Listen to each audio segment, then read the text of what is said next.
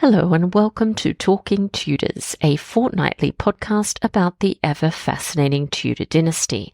My name is Natalie Gruniger and I'll be your host and guide on this journey through 16th century England. Are you ready to step through the veil of time into the dazzling and dangerous world of the Tudor court? Without further ado, it's time to talk Tudors.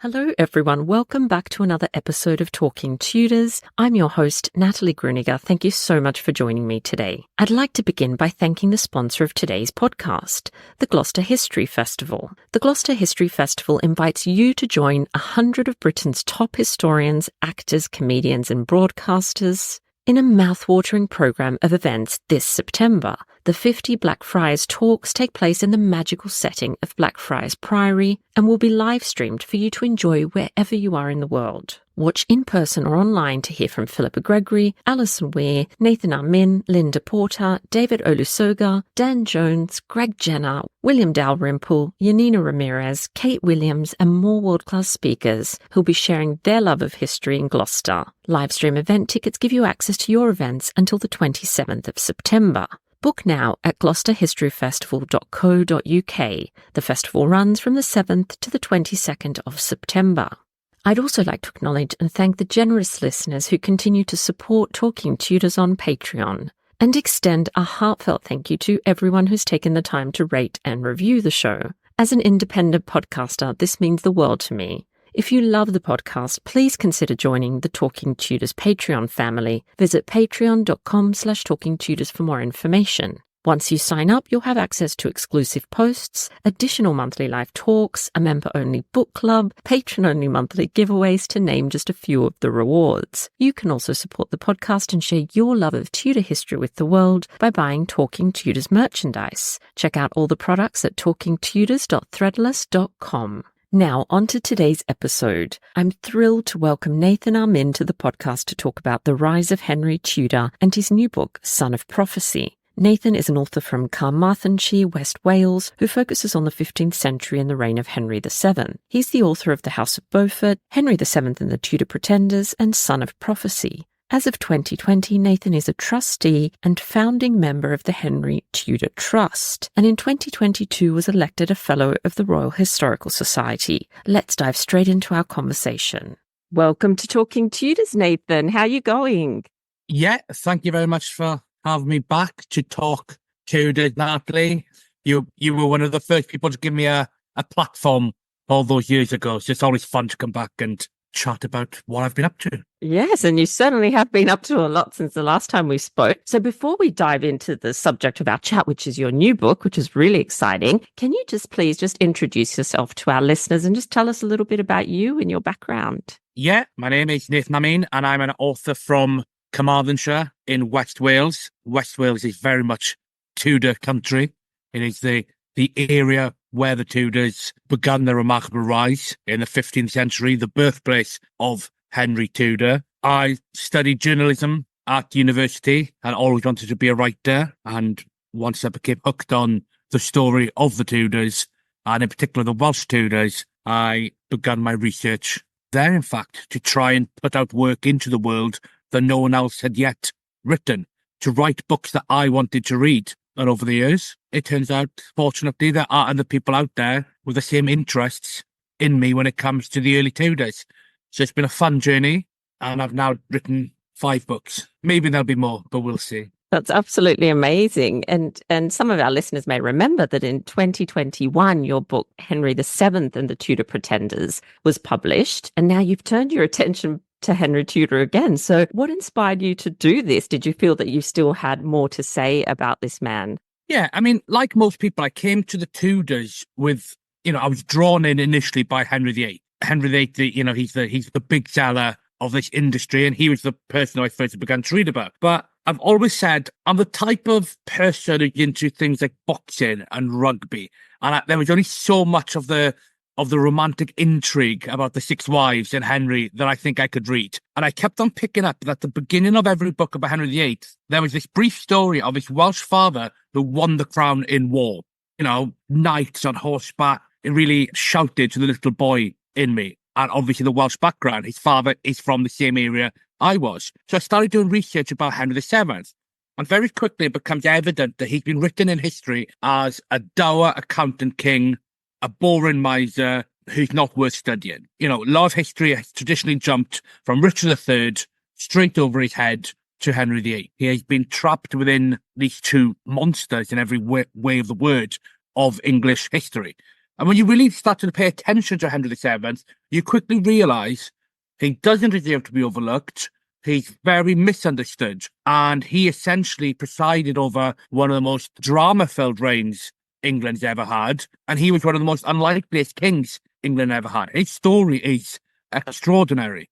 And I think it's a pity that certainly up to the last decade at least, he has not been given the full justice that he deserves. So it's good to try and shine a light on, you know, the darker side of the Tudor period, if you will. Again, luckily, it does seem over the years that there are plenty of people out there who have felt the same way. And I think Henry VII at the moment is very much the current star of the Tudor dynasty. You know, we are living in Henry VII's time at the moment, it does seem. Yes, who would have thought that, hey, that Henry VII would be the star of the show. So in case, Nathen, that some of our listeners aren't too familiar with the origins of the Tudors, which I know you've worked hard to kind of shine a spotlight on, can you tell us a little bit about that? Yeah, so when Henry VII becomes king, he wishes to counter what he calls slanderous assertions about his family background. In the run-up to the Battle of Bosworth, Richard III is basically taking aim at Henry's Welsh background.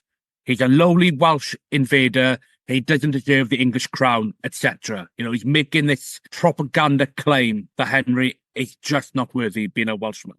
So Henry wants to counter this. He wants to find out, where is he actually from? He sends a group of people into Wales, you know, genealogical experts, to track down his origins. Now, some of it is fanciful. It tracks himself all the way back to mythical kings like Arthur and Brutus, who the medieval people believe founded Britain. But it does track him back about 7 or 8 generations into North Wales. And the first real historical solid figure we have is a chap called Nathen.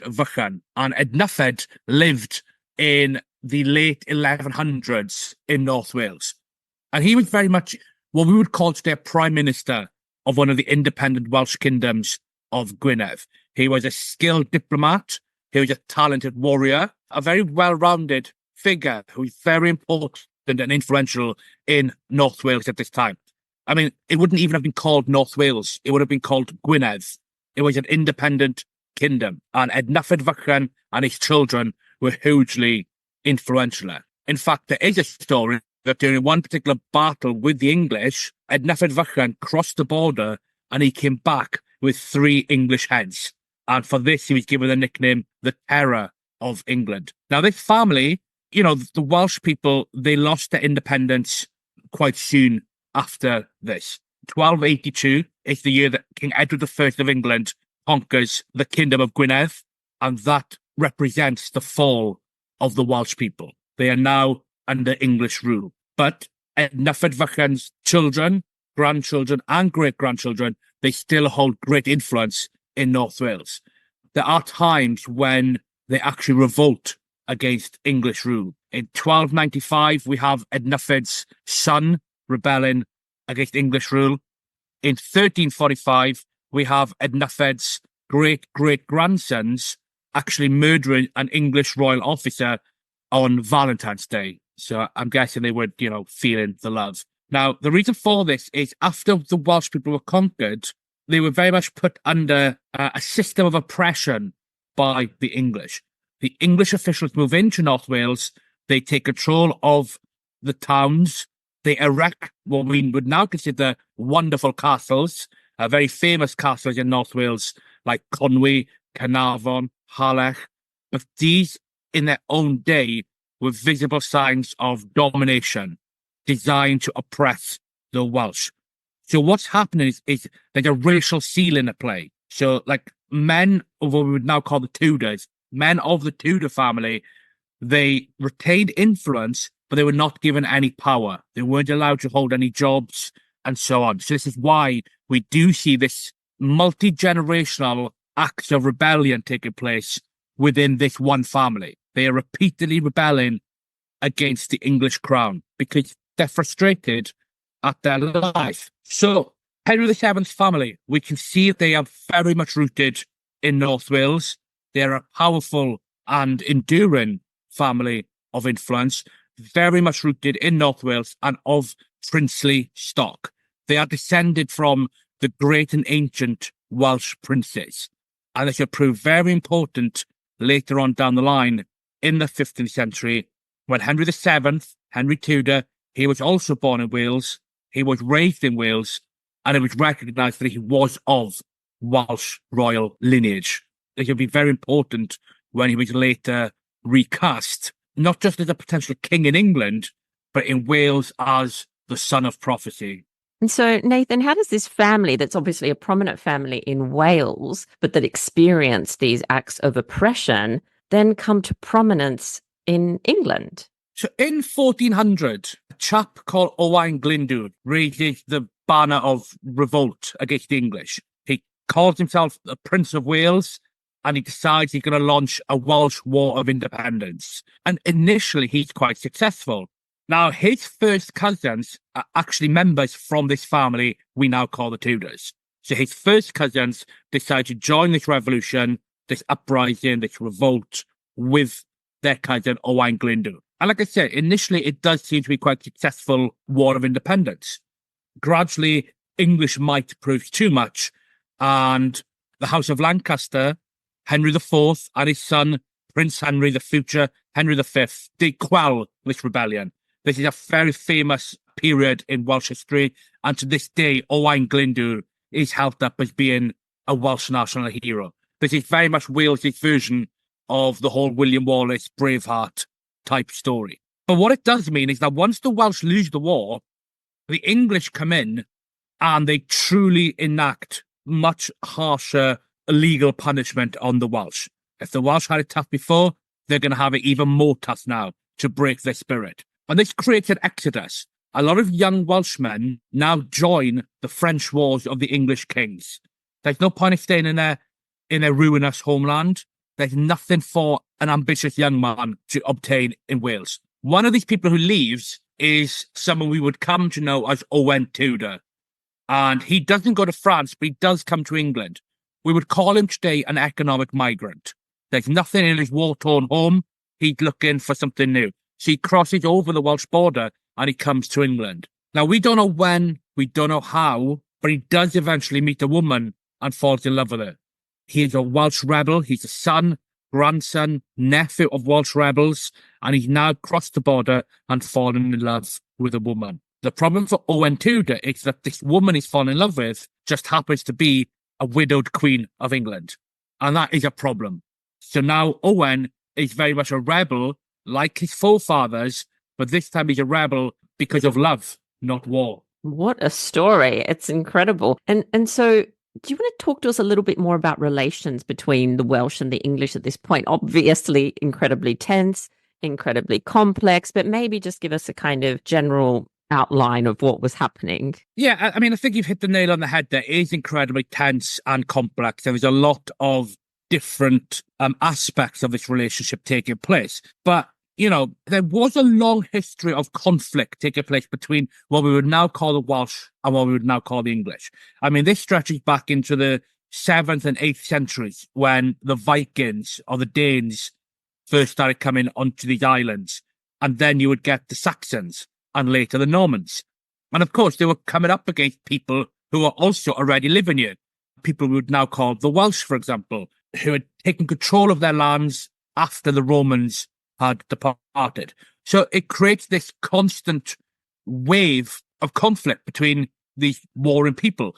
I'm sure many listeners have seen things like The Last Kingdom and these kind of fiction shows, they understand a lot of what's going on. There is a lot of war, there's a lot of bloodshed. There is sometimes intertrade and intermarriage, but it is, to put it in its most simplest terms, a period of friction. And gradually what happens in Wales is they come to resent, the foreigner, the English heathen, the Saxon heathen. There's a lot of poetry taking place about resistance and fighting, and it creates this pride in this particular people that they must stand up against the Norman yoke, and to use other phrases. Now, once England falls to the Normans in a matter of weeks in 1066, Wales is conquered piecemeal, bit by bit. It's taken, the Normans are coming in and taking control of Wales, but it still holds out. The final kingdom holds out until 1282. I mean, if we want to talk about the last kingdom, it should be Gwynedd in North Wales. And once Gwynedd is conquered, of course, there is still this element of hatred to the English for being oppressed. But many Welsh families have no option than to work with the system. And that is what happens. The family we call the Tudors, there are periods where they are working with the English superior because they have to. There is very little choice. But we do see these pockets of violence that take place that give us an insight into when they are able to stand up, they go for it. And, I mean, English-Welsh relations to the modern day they can be fractious, they can spill over from being good-natured, friendly banter, as I'm sure you know, with Australia and New Zealand, or they can manifest themselves quite poorly. It's just the nature of what we would call in Wales, the little brother chafing against the big brother. And it would have been no different back then, except rather than squabbling online, sometimes it would have turned itself into physical warfare. So given this history of tension and conflict, and obviously this element of compulsion, the need to have to work for the English at some point, how is it that this family, the Tudors, survived the tumultuous century that is the 15th century? With great difficulty, but extraordinary resilience and a knack for survival. Luckily for the Tudors, Owen Tudor, so he falls in love with the widowed Queen of England, Catherine of Valois, who is the widow of Henry V and the mother of Henry VI. When she dies, he is exposed, and for his crime, he is thrown into prison. Now, he could just have been left there to die, and we would never hear anything about the Tudors to this day. But fortunately for him, his stepson was the king, Henry VI, a teenage boy at this point, and as we would know, a man clearly had a bit of a kind streak about him. He was different to other kings of England of this period. And he decides to pardon Owen Tudor. In return, Owen Tudor pledges his loyalty to Henry VI, and Henry VI takes into his control two of Owen Tudor's sons, Edmund and Jasper Tudor. So these Tudor boys, these sons of Owen Tudor, these inheritors of this great Welsh lineage, they are now being raised by the English royal house of Lancaster. This is the moment Welsh rebels begin their transformation into English royals. This is the moment. And of course, we know that Edmund Tudor dies at the age of 26. He dies quite early. But by this point, he has been gifted a royal bride. And this is the young Margaret Beaufort. Now, it's very unpalatable to you, but at the age of 26, Edmund impregnates the 12-year-old Margaret Beaufort. The compulsion to do so is to get her pregnant. He will gain control of all of her lands forever, for she is a very rich and wealthy heiress. Obviously, that's not okay today, and it certainly wasn't considered okay during his day. This is a distasteful act he's done. Now, he dies shortly thereafter, and young Margaret Beaufort, at the age of 13, gives birth to Edmund Tudor's child in Pembroke. And this is Henry Tudor. So what we have is just this extraordinary transformation in fortunes of this family. And it begins with Owen Tudor becoming, again, a refugee, an asylum seeker, whatever term we would use today. He moves to England, he meets, marries a queen, and then he's thrown in jail. He comes out of jail, and his children are being raised as royals. And it's just extraordinary. I mean, just to put it into simple terms, Owen Tudor's father and two uncles went to war with the House of Lancaster in 1400. Now, Owen Tudor's children are being raised in the House of Lancaster by the Lancastrian King of England. That is an extraordinary change in just 2 generations. And I'm sure they would have been very okay with that scenario. They could never have imagined that just 1 generation later, one of their number was not just going to become loyal to the House of Lancaster, he was going to become the House of Lancaster. It's just an astonishing story, to be honest. It is astonishing. And I think when you remove the element of hindsight that we obviously have, that's difficult for us to kind of forget, it is even more extraordinary because, they would never, as you have said, imagined such a shift in the family's fortunes. But I want Nathen now to talk about the significance of the title of your new book, Son of Prophecy. Can you tell us about that? Yeah, I mean, in many ways, when we try to put ourselves back into their own mindset and for them to try to understand how this has happened, how has Henry Tudor come from nowhere to become a potential King of England, we can start to understand why they were taken with such a concept as the Son of Prophecy. Okay, so what is the Son of Prophecy? Well, during the medieval period, there was a wonderful bardic tradition where many poets in Wales would practice what is called canu darogan, or prophetic poetry. And a central element of these poems was somebody called the Son of Prophecy. Now, this was a Messiah who it was told would be raised one day to save the Welsh people from their oppression. It was going to be a hero who would come and he would chase all of the Saxon invaders into the sea, and the River Thames in London would run red with Saxon blood. For this, Messiah was sent to save the people. And this is the kind of poetry that comes from an oppressed people. The Welsh bards are unhappy at the status of Wales. So they're starting to talk about this national redeemer who would come and save their people. Now, over the years, over the centuries, many people in Wales were given this title. But as shown, the Welsh still lived under the English boot. So these messiahs had failed. Now, as the 15th century wears on, the attentions of the bards begin to fall on young Henry Tudor. They know he's Welsh born, they know he's Welsh raised, and they know he comes from a long line of Welsh kings. So they start to really go to town on mentioning him as this Son of Prophecy. He is the destined one. When Henry suddenly raised up as a potential King of England by the English in 1483, the English are not happy, well, some of the English rather, are not happy with Richard III. They want anyone to be king, and they start to talk about Henry Tudor. The Welsh bards, they can't resist. They love this. They love the idea that, oh my God, one of our own. He has a chance here. So they start to write about how Henry Tudor is the hope of our race. He's a high-born Briton who is going to bring about a long golden summer. In the weeks before Bosworth, we have these poems saying that how these Welsh bards, we are waiting for him, our hero, to show. And he is going to come down from the mountains with a sword to kill the English. There's a lot of this idea that he is the one. He's the chosen one. Again, for people who watch Game of Thrones, George R.R. Martin famously took this and reinterpreted it as the prince that was promised concept, which runs throughout the entire show. This is a very medieval Welsh tradition.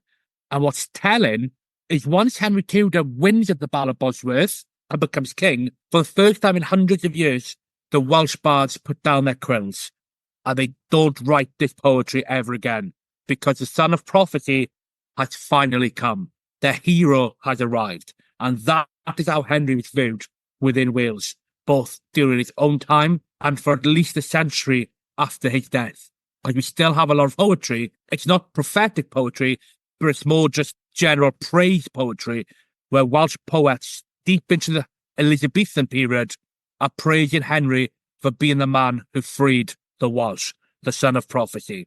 And that's essentially where it comes from. And it's a very potent, it was a very potent piece of political propaganda that Henry himself was able to play on as well. That's extraordinary. I'm embarrassed to say that I had never heard it until I saw your book. So, that's quite amazing. Now, you've talked about the fact that we had Owen Tudor, there was Edmund and Jasper, and that obviously Edmund dies, but he's married Margaret Beaufort. How did we go from that to winning the Battle of Bosworth? Obviously, this is a huge question, but maybe could you just kind of touch on the main events that lead to that? a lot of English noble blood being spilled. There was the Rose Years, English noble after English noble knocking each other off. Now, it's very important to stress that when Henry Tudor was born in 1457, nobody foresaw him being a king of England. That was never on the cards. There were way too many people with better royal bloodlines ahead of the line of him. We need to get rid of this concept that people still are holding on to, that Margaret Beaufort had a lifelong dream, etc., for her son. Nobody thought Henry Tudor was ever going to be a king. The earliest we can really say Henry Tudor first believed he could become a king of England is 1483. And it's only when Richard III becomes king and creates this new fracture within his royal house of York are people going, we need somebody else. So 1483 is the earliest. But to get to that point, a lot of people have died in the interim. Reaches 1483, and it's simply, he is the last man left of some royal blood with a story that can be told. And the story that can be told here by his supporters is that he is of English royal descent. He's the right man of the right age. He's living abroad. He's out of reach of the English king. He's related to the French royal family as well, so he can use them to try and get support. And what he does is he knows about his Welsh lineage. So he starts to say, he starts to feed into the idea that he's the son of prophecy. God has destined him to come and be king. He is the great liberator. He uses terms like this. He is going to free Wales and England from tyranny. He is the chosen one. And he makes a lot of play on his Welsh ancestry, because what he's saying is all well and good Richard III being descended from William the Conqueror and the Plantagenets. Henry is descended from 5th, 6th and 7th century Welsh kings who ruled over this island long before the Plantagenets looked across the English Channel. He is of the true blood of this island. And that's why he uses a red dragon as a symbol. The red dragon is a symbol that is from the 7th century, from a guy called Cadwallader, who was king of the Britons. And this is his Henry claims is his ancestor. So he's using all of this idea to build up. In truth, he's still quite a weak position. He is still a relative nobody living across the water, holding his hand out to the French, begging for some money to try and conquer. So he's using all of this concept of him being a foretold hero to try and help boost his cause. But he is able to gain some money from some French merchants, and he does invade. He lands in his native Wales when he invades, which is again very telling, with really an army that's just full of French mercenaries and some English rebels. But during his march through Wales, he's raising this red dragon banner. The Welsh people recognise the significance of this. Their Messiah has just landed. That's what they're being told by the bards. That's what they're believing. He has the dragon banner. In these poems that have been spread for centuries, they always talk of the Messiah as being the fated dragon who will come. And now here he is, a soldier on their beach with a dragon banner. The Welsh flock to his side. And he really does bolster his numbers by the time he reaches England with many Welshmen, perhaps as many as 2,000 or 3,000 Welshmen. And he goes on to Bosworth. Now, should he win at Bosworth? No. Richard III is the king of England with a bigger, larger army. It's in his hands. Unfortunately for Richard, he was betrayed by the Stanleys at the final moment, and Henry Tudor becomes king of England. One of the most remarkable upsets there is in English history, and you can start to see why people believed he was the son of prophecy, because how could this be? And we can see why Henry straight away made a big show that he had become king through divine judgment. God wills this. This is why he is king. This is the story that is now being passed around English circles. Well, of course, Henry must be the rightful king. God must have had a hand in what's taking place here today. One thing I do find quite interesting is we know this idea of him being the son of prophecy occurs in the run-up to Bosworth. It occurs in his own lifetime. By the time we get to Shakespeare's time, 100 years later, this idea that his rise to the throne was foretold has become reinvented as an English story. In Shakespeare's play Henry VI, he includes a scene where the young boy Henry Tudor goes to the English court. And Henry VI actually predicts that one day this young boy would be king. And it's a very good scene in Shakespeare's plays, which we know they knew in Shakespeare's day, and we know now that would be true. This young boy would become King of England. But in Henry VI's time, that concept was utterly absurd, particularly when Henry VI still had his own son who should have been next in line. But it does show how I think the Welsh poetry was known by Henry VII and by his court, and it gradually became reinvented as a very English tradition. And many people still talk about today. People who know their Shakespeare, and we all know how influential Shakespeare is, still mention, oh, well, the boy was predicted to become king. And the answer is yes, by the Welsh, not by the English kings. Yeah, that's so fascinating, Nathan, and so powerful, obviously, the power of prophecy. And I'm just thinking it makes so much sense now why the Welsh people would have flocked to him. He was almost imbued already with this kind of sense of divinity, or like a mystical power almost, that I imagine would have been very attractive to people at this time. Yeah, and it's like we say, the Welsh bards have prepared the ground for centuries. The Welsh have been living under, again, a racial ceiling. They were living under foreign oppression, so to speak. In the words of Bonnie Tyler, a famous Welsh singer, they were holding out for a hero to come and save them. You know, the grounds were prepared for Henry Tudor. Again, Henry Tudor's rise is remarkable for him just being in the right place at the right time. He was exactly that with the case for the English throne, somebody abroad who could marry Elizabeth of York and had some royal blood. But even for this Welsh aspect, he doesn't become King of England without this Welsh aspect to him. If he doesn't land in Wales, if he doesn't build up momentum, it doesn't happen. And so you've obviously alluded to the fact that the Welsh people appear to have been quite happy with his rise to power. But what about the English? What do they think once he wins? He wins at Bosworth. He's now, the first Tudor king, King Henry VII. What are the English people thinking about this? I mean, obviously, when it comes to the Welsh and the English, we never truly know what the average man or woman on the street was thinking. We can only go really with what the social higher-ups were writing at the time. With regards to the English, I would be amazed how many people thought Henry Tudor was going to last. I think he was installed on the crown with the idea that he would actually be a bit of a puppet. And it's those Yorkist rebels who supported him against Richard III, they thought they were going to get a puppet that they could control. I think the French who had sponsored his invasion thought they were going to get a puppet. And in reality, they got one of the strongest-minded kings England had ever had.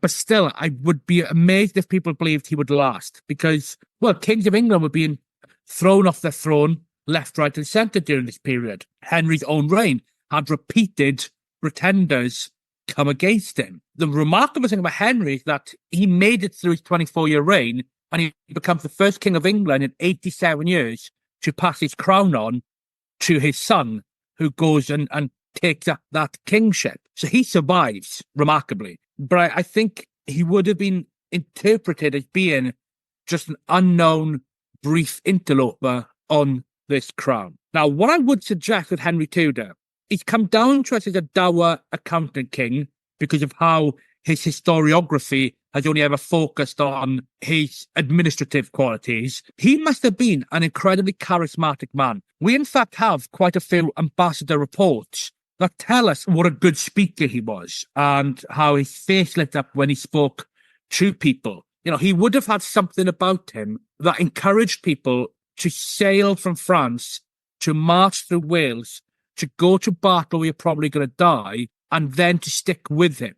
His 24-year reign does have a lot of plots, but these almost in every instance are foreign plots put against him by his foreign enemies, whether it's the Burgundians, the French, the Scots.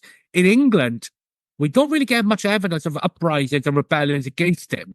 Now, was he loved? I don't necessarily think so. Certainly towards the end of his reign. Was he respected and followed? Yes. And that has to do perhaps with a lot of his own character. So I think the fact of him becoming king at Bosworth would have been incredulous to many people. Who is our king? Henry what? Who's this guy? But if you're living I mean, even in today's modern England, if you live 4 or 5 hours north of London, it could sometimes feel like, rightly or wrong, some people feel like they're a forgotten part of our political scene. Imagine it in 1485, some small hamlet in the north of England, news reaches them weeks later, there's a new king. They probably would just shrug their shoulders and carried on working in the field. I doubt they would have made much difference to them. So they just got on with it because there probably would have been another king in a couple of years anyway. And so you've obviously talked about the fact that you think Henry had some personal qualities that I suppose contributed to his success and the longevity of his rule, despite, everything that's sort of come before. What role do you think his marriage to Elizabeth of York plays in terms of his survival? Everything, ultimately. The key thing to get is that Henry VII did not claim the throne in any way, shape, or form through Elizabeth's lineage. Henry VII becomes king because he is the king, but in the record of divine judgment, and the first Act of Parliament that is passed specifically stipulates that the crown of England rests in Henry's hands and in his heirs only. It never stipulates the heirs of Henry and Elizabeth. So Henry always was the king, the sole king, and the crown was his and his children's only. He could have married anybody he wanted to. It would have been their children's crown. Now, that was the fact. The political reality was the only way Henry got the support of 400 or 500 English rebels who then propelled him to the throne was by promising to marry Elizabeth of York. I think the political reality was he always had to marry Elizabeth of York, and he obviously did marry her as soon as he possibly could to bond together these two rival houses. Now, also, there's all to do with stories. Henry knows the stories of him being the son of prophecy. He gets that. He's using it to show himself to be the savior. He is saving England. He is the man. And he's going to do this by being the unity candidate. He is the man who's coming to bring peace and prosperity to England. And he's going to do that by marrying the daughter of the rival house and uniting it. So there was never, ever any doubt he wasn't ever going to marry Elizabeth of York because it was a political marriage. It doesn't matter whether he liked her or didn't like her or loved her, etc. The story that creates, the bond that creates to unite the houses, it feeds into his whole ethos of being the Messiah, of being the savior. Because look at him, he is bringing a project of peace to the English people, not a project of fear or killing. And of course, Elizabeth is very popular, certainly with Londoners, and over time with her people. And that does help Henry. It gives Henry that, it helps him project constantly this idea of the House of Tudor. We are both Red Rose and White Rose. I think if he doesn't marry Elizabeth of York, or Elizabeth of York dies younger, in fact, I think he struggles. I think he faces much more potential to be deposed without her at his side. So, yeah, I mean, that York marriage, it means everything. Not just because it would become a marriage of quite mutual affection or even love. It clearly means a lot to Henry in a personal aspect, once they get to know each other, of course. But it's all part of the project. It is the story he is telling. And that is the most important thing sometimes. What is my narrative? What narrative am I telling? We still get our modern politics. It's not often about the substance. It's still who's got the better story, who's spinning the narrative. That marriage was a core building block of the House of Tudor. Yeah, I couldn't agree with you more. Narrative and stories are so important, and that's how we understand our lives, through stories. Absolutely fascinating. So I've got a couple more questions for you, Nathen, and then I'll let you get on with your day. So what is one misconception, you've probably got a long list, about the Tudors that you wish you could absolutely stamp out and quash right now? I probably covered a lot of them already in today's talk. I mean, I think less about the Tudors, because, once we get out to the reign of Henry VII, I start to lose my way a little bit. But with Henry VII, certainly, I just wish we could get away with this misconception that he was a dull, miser, Ebenezer Scrooge-esque figure. That simply isn't the case. Yes, Henry VII embarked on what we would call financial tyranny towards the end of his reign. He was very greedy in accumulating great treasure. The word we should be using for him, however, is avaricious, greed. He is not a miser. Henry VII became one of the richest kings of England ever, but he's also one of the biggest spenders of England ever. He was not Ebenezer Scrooge. This man spent money unlike anyone, and we have all of his payment records. He was a lavish spender on his family. He liked to treat his family to jewels, to furs, to musical instruments. He was a great builder. He erected the Lady Chapel of Westminster Abbey and Richmond Palace, which by every measure seems to have been greater than Hampton Court. And it's a shame the Richmond Palace isn't standing today. So I think we need to get away from this misconception that Henry VII was a dull Ebenezer Scrooge. There couldn't have been anything further from the truth. And as you've shown today, he had something about him that made men stay loyal. What was that about him in person what qualities did he have that we have not come down to us with the modern day? I'm sure he perhaps would have been good in the social media age. He would have got his real personality out there, perhaps.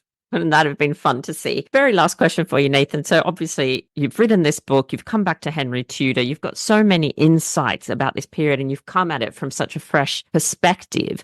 What is something that you hope all your readers will take away after reading your book? That there is as much an abundance of drama, intrigue, scandal, love and war taking place in the Tudor family story long before they become the Tudors.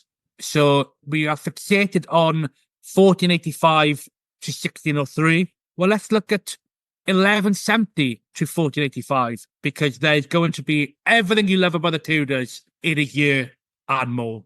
Oh, I love it. And I'm patiently awaiting for my copy to arrive. And I recommend everyone go and order Son of Prophecy right now. So, Nathen, what's next for you? Do you know what you're doing next? Nothing at the moment. I'm joking. I'm joking. I'm retired for the time being. I finally written the book that I really always wanted to write. And the reason I started writing blogs in the first place was this very subject. My first blog was on the background of the Welsh Tudors. So at the moment, I'm taking it easy. I'm concentrating on being a book judge, which is taking up all of my time. But never say never. But at the moment, I'm just waiting for the project to reveal itself. Yeah, exactly. Well, enjoy your well-deserved break from writing. I'm sure something will pop into your head very soon, and we all look forward to it. And thank you so much for taking the time to come back on the podcast and talk Henry Tudor with us. No problem. Thank you very much, Natalie. Always a joy. Well, that brings us to the end of this episode of Talking Tudors. Thank you so much for joining us. I absolutely love to hear from listeners, so if you have any comments or suggestions, or just want to say hi, please get in touch with me via my website, www.onthetudortrail.com, where you'll also find show notes for today's episode. If you've enjoyed the show, please share the podcast with friends and family, and don't forget to subscribe, rate, and review. I also invite you to join our Talking Tudors podcast group on Facebook, where you can interact with other Tudor history lovers and hear all the behind-the-scenes news. You'll also find me on Twitter. My handle is On The Tudor Trail, and on Instagram as The Most Happy 78. It's time now for us to re-enter the modern world. As always, I look forward to talking Tudors with you again very soon.